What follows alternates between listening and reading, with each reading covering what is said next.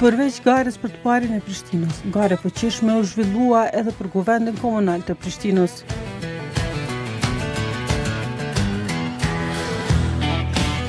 Edhe në këtë ballafaqim, Lidera Demokratike e Kosovës doli e para duke siguruar më së shumti ulse.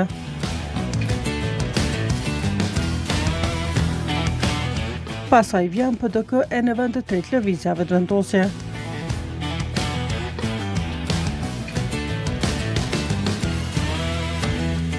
Nga kandidatët e LDK-s për Kuvendin Komunal, përveç përparim Ramës si bartës i listës, më së shumti vota kanë marrë Milazem Vitia, Bujar Gashi, Fadel Aliu, Sokol Havolli, Bekim Gashi e Egzon Pacolli.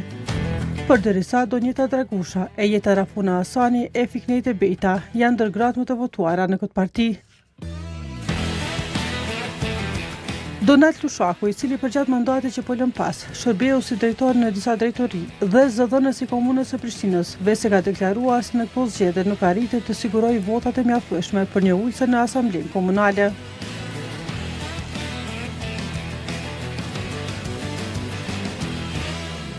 Nga Partia Demokratike e Kosovës, më së shumti vota ka Besjan Mosmurati, ish drejtoresha e arsimit në komunë, e cila u largua nga ky post pas prishjes së koalicionit LDK-PDK.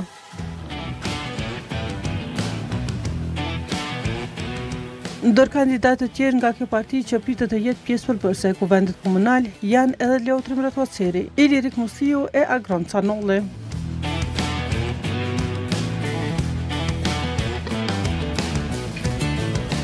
Ndërsa nga lëvizjave të ndosje, barësja e listës Mrika Limani Myrtaj ka marrë më së shumti vota nga kjo parti. Pastaj vjen Jeta Bujari, si njëra nga gratë më të votuara.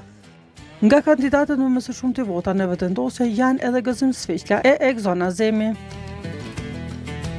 Nga AAK më së shumti vota ka marrë Bek Berisha si bartës i listës. Pasi vjen Ylboga i Bahri Gashi e të tjerë.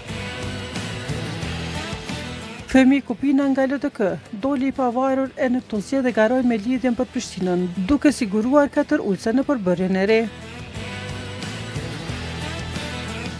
Nga Partia Socialdemokrate, me më së shumti vota është vetë kandidatja për kryetarit të Prishtinës, Besa Shahini. E pasaj vjen Neqmedin Bekteshi e Gëzan Kastrati.